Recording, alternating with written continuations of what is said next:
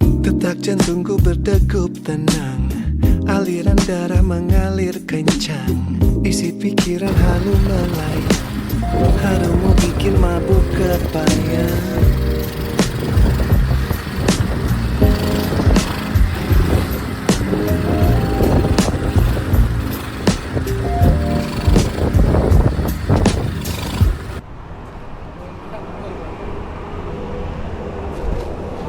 Bener ini kan tempatnya?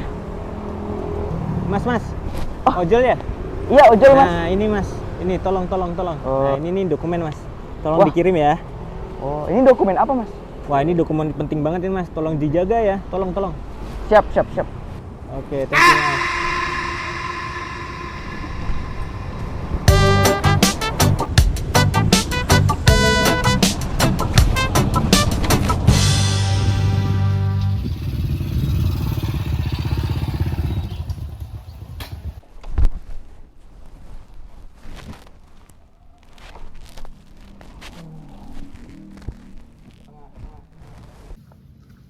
Wah.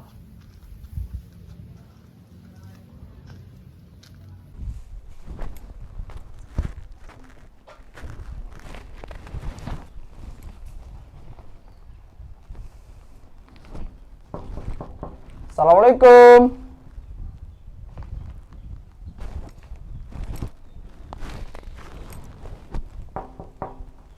Permisi. Paket.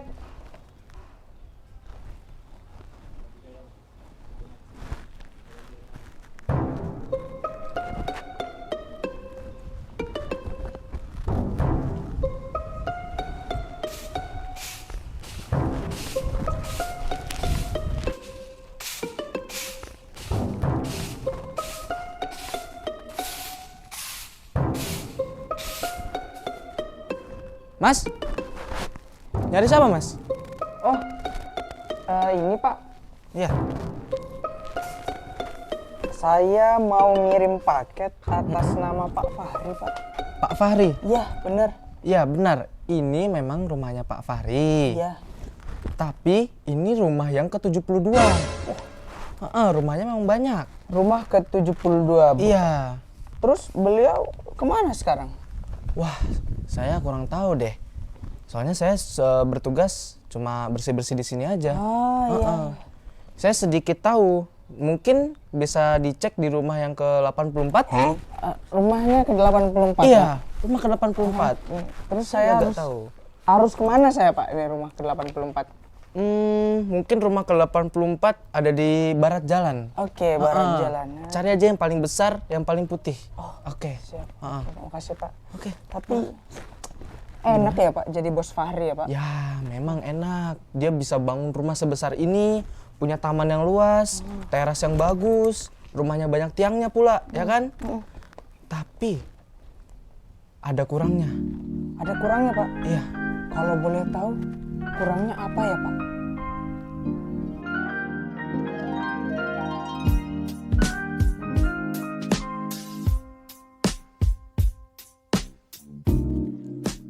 Oke, bismillah, alhamdulillah, salatu wassalamu ala rasulillah. Rabbi shrah li sadri wa yassir li amri wahlul 'uqdatam min lisani yafqahu qawli. Wallahu thabitna 'indal mauti bila ilaha illallah. Assalamualaikum semuanya. Teman-teman semua sekalian, seperti yang aku bilang kemarin, insyaallah kedepannya kita akan mentadaburi ayat-ayat yang ada huruf sakana di dalamnya. Dan itu banyak banget di dalam Al-Quran. Kemarin ada yang sudah nge-akses itu, yang bit.ly QR sakana, bukan sukuna tapi sakana. Udah ada yang akses, banyak banget kan ya ayat-ayatnya itu. Nah, itu bisa teman-teman pelajari. Insya Allah kedepannya kita akan mentadaburi ayat-ayat yang ada huruf sakana di dalamnya. Dan itu ya tadi yang di sini itu banyak banget ada di dalam Al-Quran. Dan sekali lagi aku coba merangkumnya spesial buat event ini. Insya Allah nanti ada 8 sub pembahasan kali ya. Insya Allah semoga Allah mudahkan. Nah, rulesnya gini teman-teman. Yang pertama, yang harus kita pahami dan harus banget kita yakini adalah bahwa setiap huruf ataupun kata yang ada di dalam Al-Quran itu pasti memiliki lautan makna yang amat sangat luas. Sebab itu Allah tuh nggak sembarangan dalam pemilihan kata yang ada di dalam Al-Quran. Kemudian, selanjutnya adalah banyak banget metode ataupun cara dalam memahami Al-Quran, mempelajari indahnya Al-Quran. Ada yang dikaitkan dengan sirah, ada yang diteliti dari segi sistematisnya, itu strukturnya, ada yang mengkorelasikan ayat satu dan ayat lainnya, ada yang melihat Quran dari segi bahasanya, ada yang dari atharnya, ada yang asbabul nuzulnya, ada yang yaitu cerita di balik turunnya ayat, ada yang urutan ayatnya yang turun. Itu banyak banget metode-metode dalam mengkaji Al-Quran itu sendiri. Dan lebih banyak lagi adalah sesuatu yang belum kita ketahui. Oleh karena itu dalam belajar Al-Quran kita itu benar-benar harus humble dulu ya. Jangan ada perasaan yang paling tahu dari ayat-ayat Al-Quran. Sungguh yang kita ketahui itu nggak ada setetes istilahnya dari lautan samudra hikmah Al-Quran itu sendiri. Pertama-tama kita harus siapkan istilahnya siapkan hati dulu gitu ya. Humble, be humble gitu. Jangan merasa aku udah tahu nih, aku udah tahu nih. Soalnya kalau sudah diawali dengan sifat seperti itu, istilahnya ya nanti akan dapatnya itu-itu aja gitu. Nggak akan Allah kasih hikmah-hikmah lainnya, nggak akan Allah buka pintu-pintu hikmah lainnya di dalam Al-Quran. Banyak banget kan tuh ya cara atau metode belajar Al-Quran yang udah aku sebutin tadi. Nah untuk event ini kita coba belajar dengan cara yang kemarin aku sampaikan adalah dengan munasabahnya ayat. Simpelnya gini, kan banyak banget tuh ayat-ayat yang ada di yang aku upload di sini yang sakana itu. Kata sakana yang relate dengan pernikahan itu kan ada di Ar-Rum ayat 21 ya. Ayat 21. Sebab kata sakana yang ada pada ayat-ayat lainnya yang banyak banget di file ini, di sheet ini adalah kebanyakan bukan tentang pernikahan, tapi tentang kata sakana-sakana yang lain gitu. So, kita coba gunakan kata sakana yang ada di dalam surah Ar-Rum itu kayak sebagai kacamata. Jadi, kata sakana yang ada di dalam surah Ar-Rum itu kita gunakan untuk kacamata dalam melihat kata sakana yang ada di dalam ayat-ayat lainnya di dalam Al-Quran. Dan nanti kita akan korelasikan maknanya dengan surah Ar-Rum itu sendiri. Ini nanti ada yang kita bahas pada malam hari ini, insya Allah ada 2 ayat. Kita lihat dengan kacamata Ar-Rum 21. Biar nanti dapat feel-nya dari kata sakana itu sendiri. Pertama, teman-teman kita akan lihat kacamatanya dulu.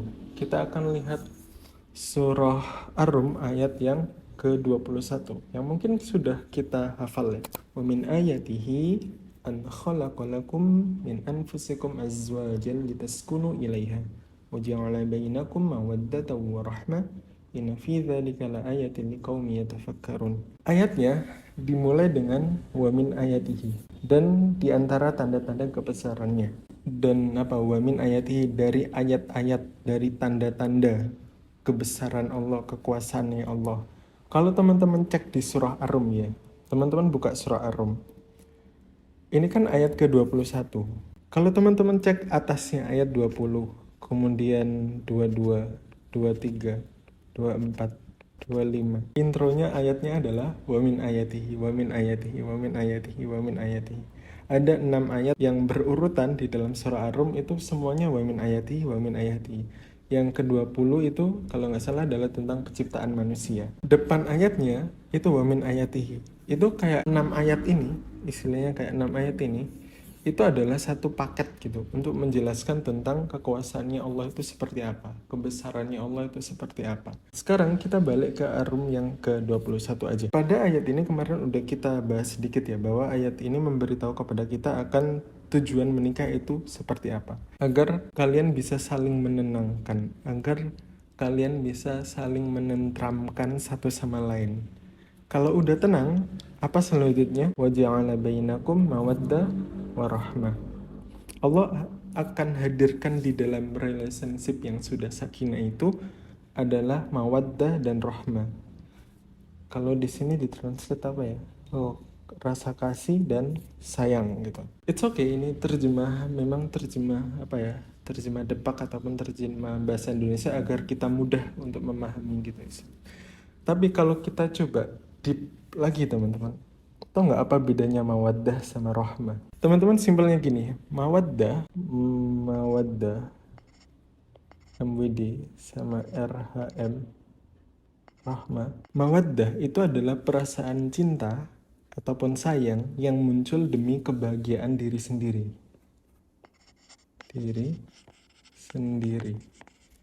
Sedangkan rahmah itu adalah perasaan cinta yang muncul demi kebahagiaan yang dicintai.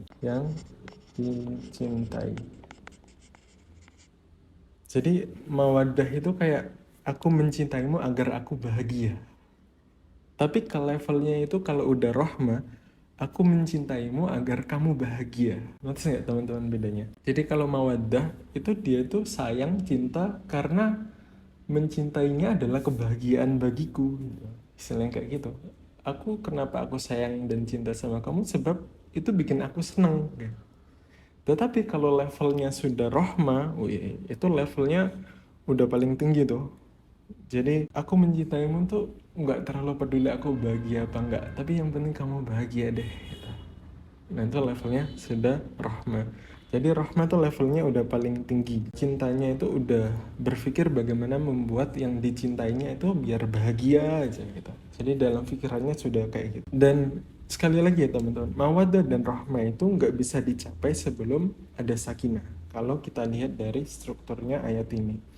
Yang aku sampaikan kemarin bahwa Allah itu mention dengan urutan di dalam Al-Quran itu bukan tanpa maksud. Sakinah, mawaddah, warahmah. Jadi ibaratnya sakinah itu adalah fundamental, pondasi. Jadi sakinah itu fundamental dalam relationship. Sakinah itu ibarat pondasinya di dalam pernikahan. Ketenangan, ketentraman, kenyamanan itu penting banget dalam sebuah hubungan. Sebab itu saat kita memilih pasangan, setelah kita itu benar memahami diri kita sendiri, jadi kan harus cross check diri sendiri dulu ya, bener nggak kita itu udah paham sama diri sendiri apa enggak. Ketika memilih pasangan, tanya kayak gini, apa sih yang membuat diri aku ini tenang gitu. Nah kemudian jadikan itu sebagai kayak tolak ukur dalam kita memilih.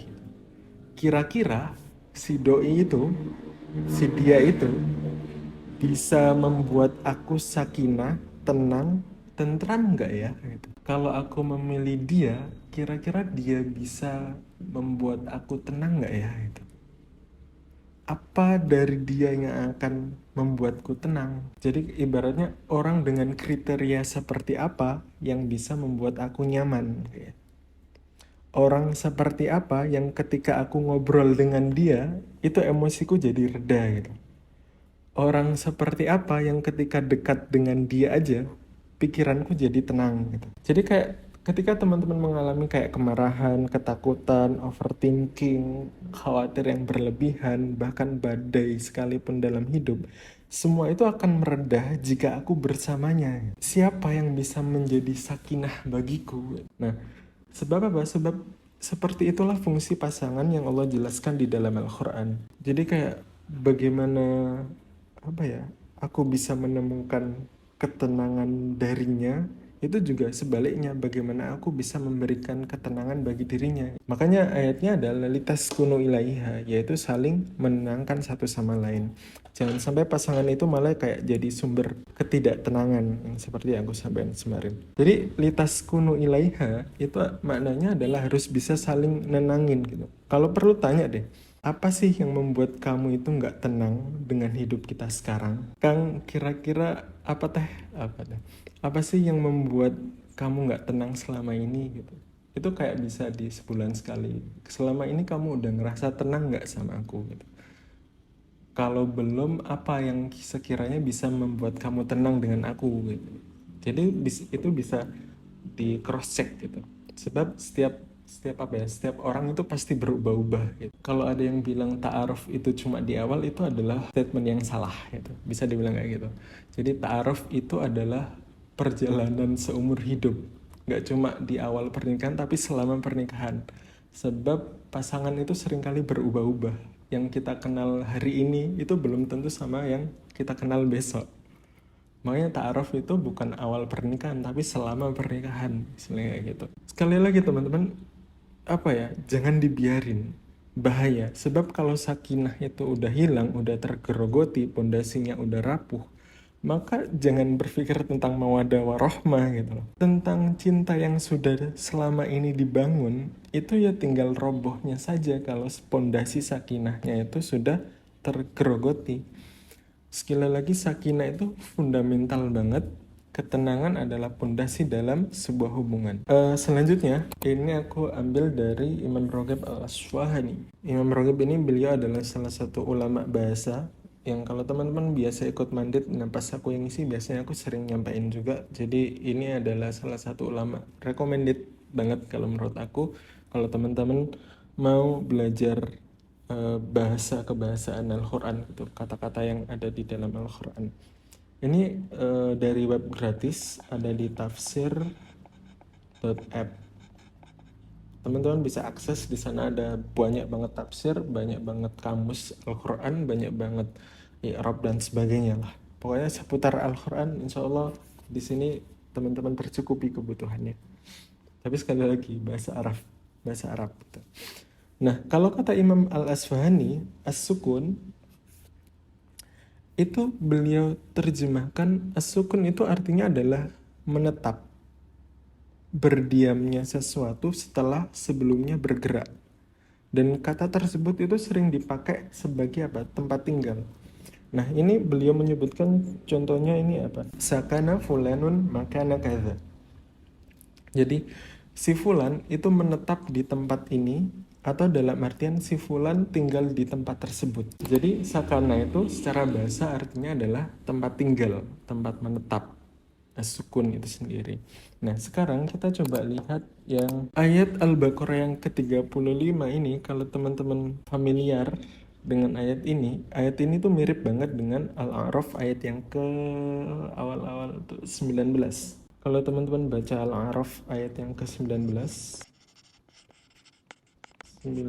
itu mirip banget. Bedanya ada rawadan. Kalau di Al-A'raf kayaknya nggak ada. Selain itu semuanya sama kayaknya. Ayat yang ke-35.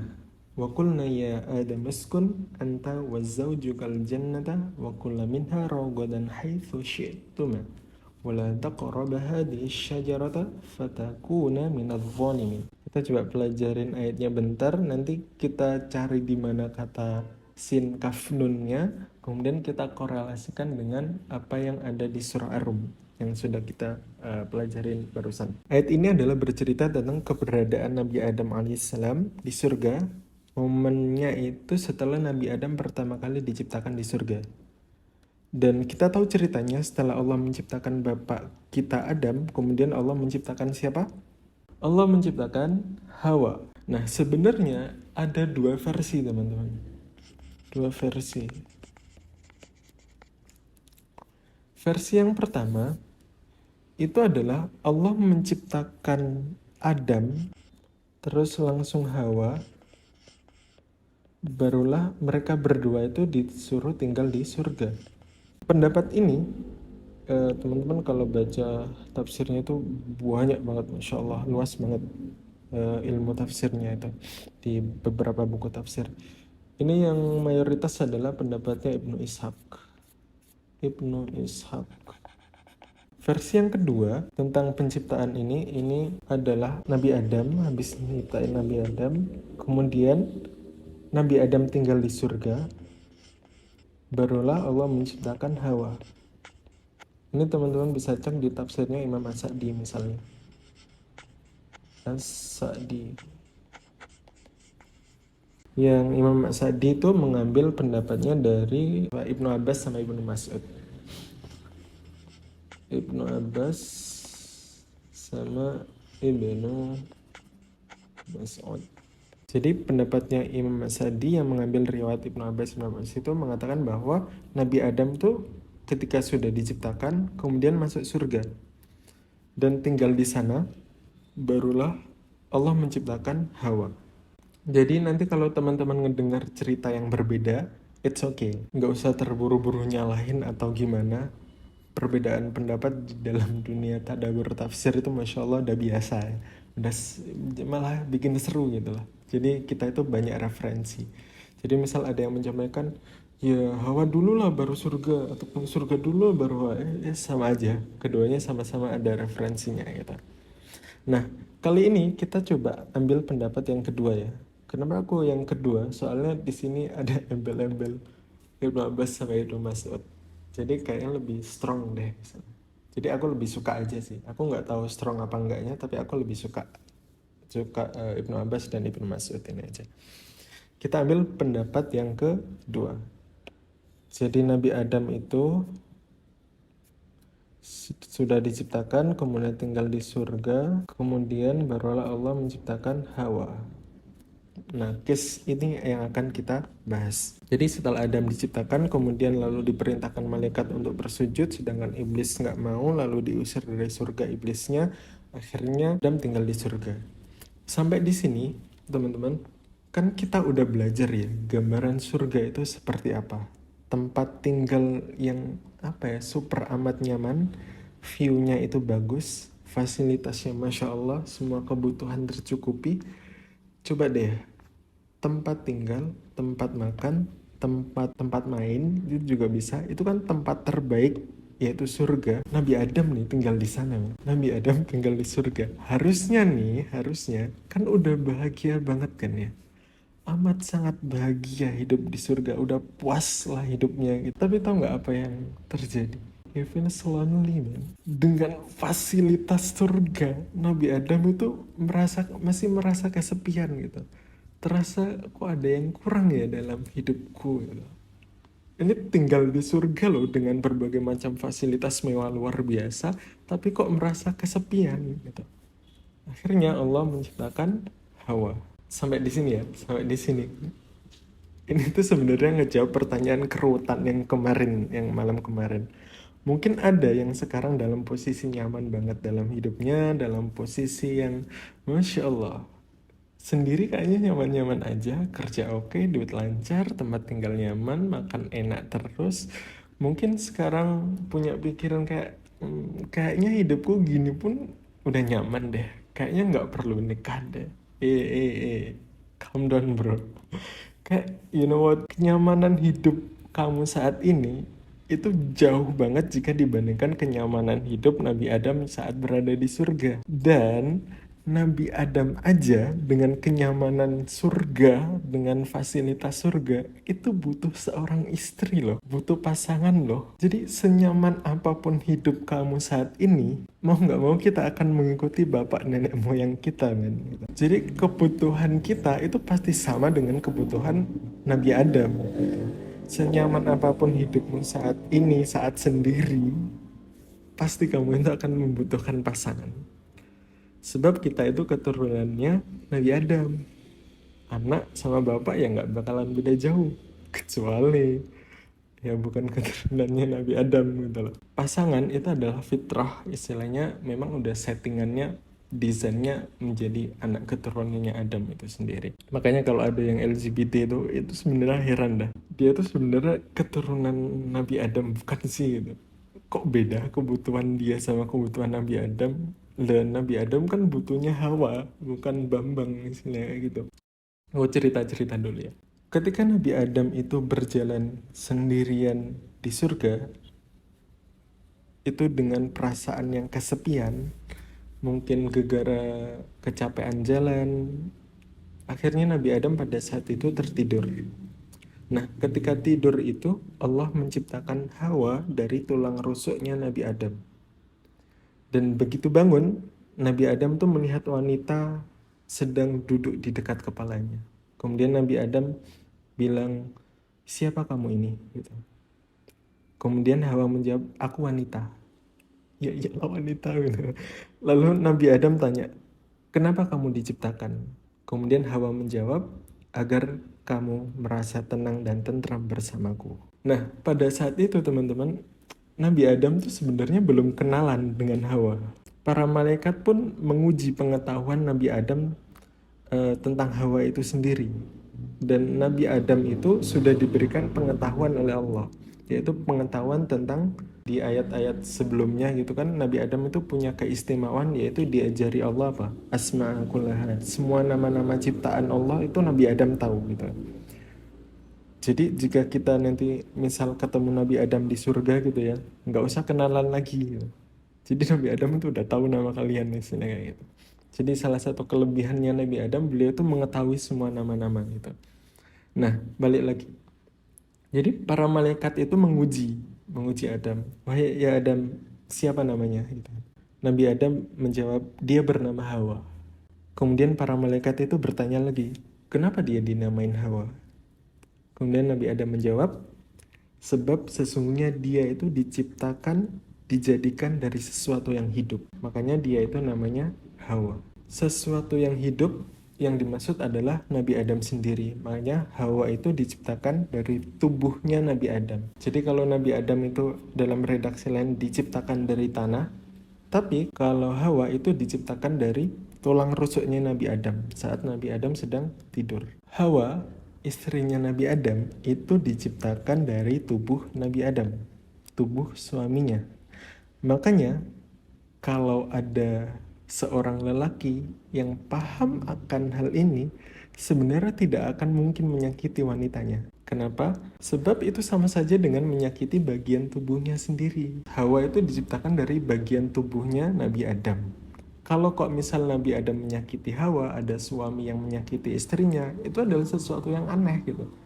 Sebab dia itu sedang menyakiti tubuhnya sendiri gitu. Jadi normalnya nih, kalau misal ada orang yang habis nyakitin pasangan, baik itu dalam nggak sengaja ataupun disengaja gitu.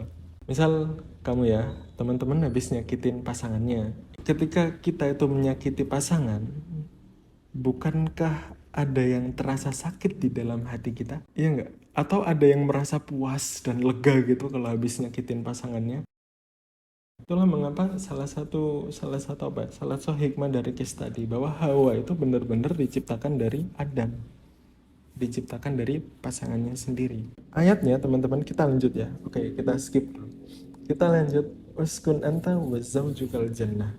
Ya Adam, uskun anta wa zawjukal jannah. Apa ini? Wahai Adam, tinggallah engkau dan istrimu di dalam surga. Kenapa Allah mention engkau dan istrimu? Kenapa nggak kalian berdua tinggal ya di surga? Kenapa istrimu, ada kata-kata istrimu, ada kata punyamu gitu. Simpelnya adalah menunjukkan jenis kelamin, misalnya gender gitu, bahwa yang membersamai Adam adalah istrinya. Misal kata-katanya tinggallah kalian berdua, itu kan bisa jadi cowok sama cowok. Tapi kalau tinggallah engkau dengan istrimu, artinya yang membersamai Adam adalah istrinya, bukan teman-teman lakinya ataupun sebagainya. Itu yang pertama. Yang kedua adalah untuk menunjukkan kepemilikan. Satu tadi hikmahnya adalah tentang gender, dua adalah kepemilikan, owner. Untuk menunjukkan kepemilikan. Itu istrimu loh Adam, tanggung jawabmu loh Adam, bagian dari dirimu loh Adam. Kemudian fazaqul jannah wa kula minha rogodan. Apa kata rogodan? Rogodan itu berarti kehidupan yang tentram tanpa kesusahan. Jadi ketika tinggal di surga itu memang nggak susah sama sekali. Kemudian wala taqrabu hadhihi syajarah. Dan janganlah kalian itu dekatin pohon ini. Pohon apa? Dan janganlah kamu dekatin pohon ini. Pohon apa? Pohon ini, ya Allah. Gimana sih? Ada tulisannya. Wala taqrabu hadhihi syajarah. Janganlah dekatin pohon ini. Jadi bukan pohon khuldi. Namanya adalah pohon ini. Sebenarnya kalau kita coba cek tafsirnya ya. Misal versinya Imam As-Sa'di yang dimention dari Ibnu Mas'ud, pohonnya itu apa? Yang dimaksud pohon apa? Di tafsirnya As-Sa'di itu adalah pohon anggur. Kemudian kalau teman-teman mengambil tafsirnya Ibnu Jarir yang diriwayatkan Ibnu Abbas, itu versinya di situ adalah pohon gandum. Pohon yang apa ketika Nabi Adam bertaubat itu ada di pohon zaitun. Ketika Nabi Adam melakukan kesalahan di pohon gandum, ketika Nabi Adam bertaubat ada di pohon zaitun, di bawah pohon zaitun. Tapi jangan dibayangkan pohonnya kayak yang kita lihat sekarang ya. Pohon di surga itu tentu berbeda gitu. Ada yang mengatakan meskipun pohon gandum, kepingan-kepingan gandumnya itu sebesar pahanya sapi. Ada yang beberapa tafsir menjelaskan kayak gitu. Jadi tafsirnya ada yang mengatakan pohon anggur, ada yang pohon gandum gitu. Nah, ini kan anggur dan gandum gitu ya. Ini bukan suatu buah yang aneh gitu, buah keabadian, masya Allah, buah. Aku nggak tahu riwayatnya kenapa ada yang sampai. Ya dulu aku juga pernah denger sih buah khuldi, buah khuldi. Tapi tak cari-cari referensinya kok sampai saat ini aku belum dapat gitu. Belum pernah dapat referensinya. Tapi kalau ceritanya memang pernah dengar, tapi referensinya belum dapat. Yang aku dapat referensinya baru ini. Jadi ada anggur sama gandum. Sekali lagi teman-teman, ini buah yang familiar. Hikmahnya apa? Ujiannya Nabi Adam itu bukan dihadapkan sesuatu yang asing ataupun terlihat mencolok, menakutkan gitu. Tetapi ujiannya itu kadang berasal dari sesuatu yang kita anggap biasa. Nah, ini sekilas tentang Al-Baqarah ayat yang ke-35. Sekarang kita coba ingat-ingat lagi rules-nya tadi. Kita akan highlight kata yang ada sakananya untuk kita korelasikan dengan Ar-Rum ayat yang ke-21. Mana kata yang ada sin, kaf, dan nunnya dari ayat ini? Teman-teman ada yang tahu di mana? Uskun. Kalau di sini translate tinggallah. Jadi akar katanya sama dengan sakana. Nah, secara grammar kata kerja perintah fi'il amr. Jadi gini teman-teman. Ini kan ada dua orang ya. Anta wa zaujuka. Jadi engkau dan istrimu. Ada dua orang. Kalau teman-teman yang pernah belajar bahasa Arab ya, apa bedanya uskun sama uskuna? Uskun itu adalah untuk satu orang. Uskun. Kalau dua orang, uskuna. Jadi kalau berdua harusnya kan uskuna antuma misal kayak gitu. Anta, antuma, antum gitu misalnya gitu. Nah ayatnya teman-teman, kita balik ke ayatnya aja ya biar nggak bingung. Ayatnya adalah uskun anta. Artinya yang diperintahkan secara langsung itu sebenarnya siapa? Anta. Siapa di situ? Nabi Adam. Yang diperintahkan secara langsung oleh Allah untuk tinggal di surga itu hanya Nabi Adam. Terus Hawa gimana? Yang ngikutin Nabi Adam. Dari pemilihan bahasa ini, Masya Allah ada hikmah tersendiri teman-teman. Allah ingin ngasih tahu ke kita tentang konsep tentang rumah tangga. Dari uskun anta kita tahu tentang konsep rumah tangga. Dari mana? Bahwa suami itu bertanggung jawab atas keluarganya. Suami itu bertanggung jawab atas istrinya. Ketika ada perintah ke suami, otomatis keluarganya itu kena. Kalau ada Allah ngasih perintah, ya cukup ke ketuanya aja, ke kepala rumah tangganya aja. Jadi dari ayat ini juga kita belajar bahwa nggak ada tuh sebenarnya istilah kayak kesetaraan gender di dalam Islam tuh nggak ada. Jadi laki-laki dan perempuan itu berbeda. Sebab kalau setara, ayatnya itu uskuna, antuma misalnya kayak gitu. Tapi ayatnya uskun anta, yang diperintahkan adalah Adam aja. Hawa nggak ngikut, nggak disebut Allah secara langsung. Artinya apa? Nggak ada istilah kesetaraan gender di dalam Islam. Jadi apa ya, ayat ini sekali lagi uskun itu ngasih gambaran bahwa lelaki itu yang bertanggung jawab. Di dalam Islam ada di mana lelaki itu lebih banyak porsinya dibandingkan wanita. Ada juga bagian di mana wanita itu lebih mulia dibandingkan laki-laki. Jadi porsi-porsi yang tertentu gitu. Jadi nggak ada yang setara, nggak ada yang sama equal, itu nggak ada. Jadi ada di mana lelaki lebih tinggi, ada di mana wanita itu memang lebih mulia gitu. Lanjut aku kasih analogi ya, biar lebih dapat lagi. Misal ada dalam sebuah company ataupun perusahaan gitu. Kan ada yang memberi perintah, ada yang diperintah. Ada yang jadi, misal ada bos, di sini ada manajer, di sini kemudian ada karyawan misalnya gitu. Jadi ada bos, ada manajer, ada karyawan. Nah si bosnya ini kan yang memberi perintah.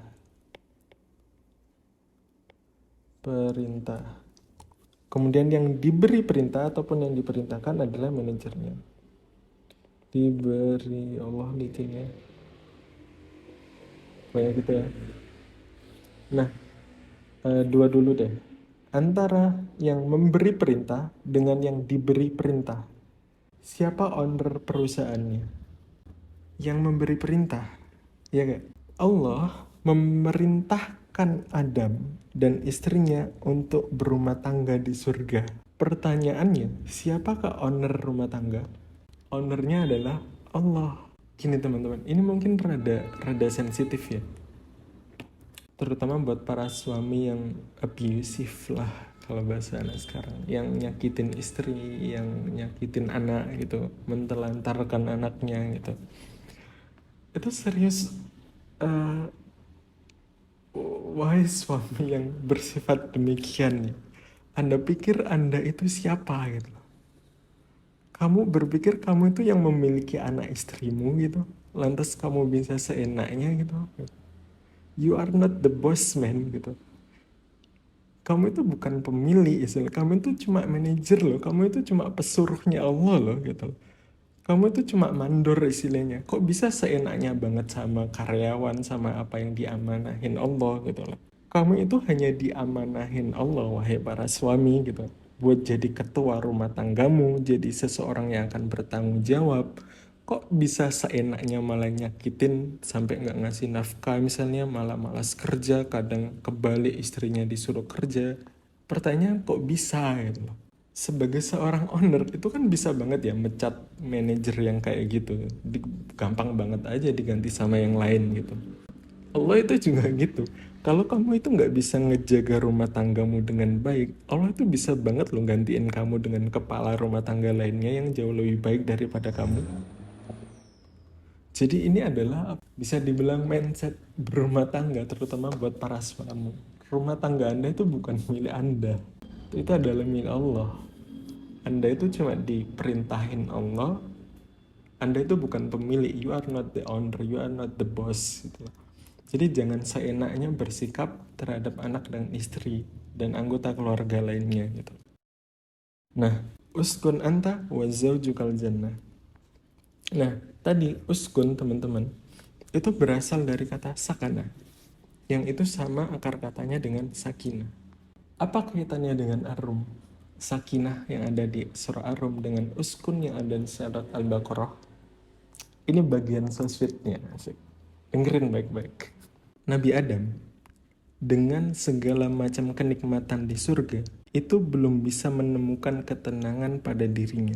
Seolah memberi gambaran ke kita bahwa surga itu bukanlah tempat yang bisa memberikan ketenangan sepenuhnya. Ketenangan Nabi Adam itu terletak pada istrinya, yaitu Hawa. Bagi Nabi Adam, seolah surga itu kayak tidak berarti tanpa kehadiran Hawa. Jadi kayak kalau yang punya pasangan ya, bilang ini ke pasangan kamu. Kalau kamu ingin tahu yang lebih indah dan menenangkan dari surga, itu adalah saat aku bersamamu. Dan pasanganmu itu adalah surga yang Allah karuniakan bagimu. Yang punya pasangan itu sebenarnya sebuah kenikmatan yang Masya Allah itu melebihi surga loh. Sekali lagi kita analisa, coba sedikit analisa ayatnya ya. Di ayatnya adalah tinggallah engkau dan istrimu di dalam surga bersama istrimu. Kenapa Allah itu menyampaikan ayatnya adalah tinggallah kamu dan istrimu, kemudian keterangan tempat di surga. Kenapa nggak dibalik?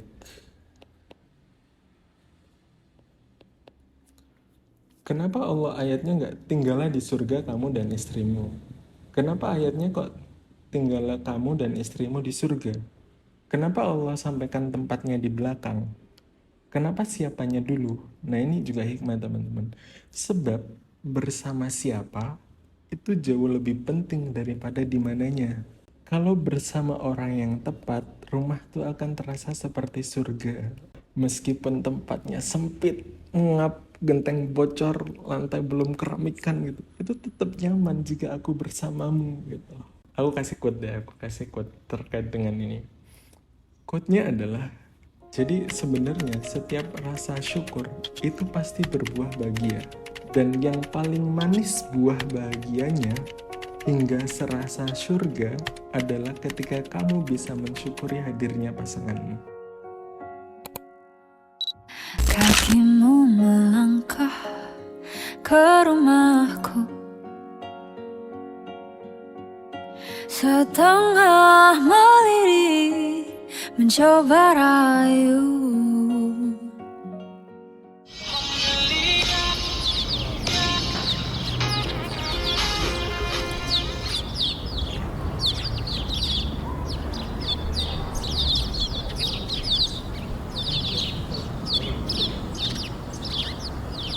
Mas, ojek mas. Ayo mas, ojek. Ayo ojek mas. Mas.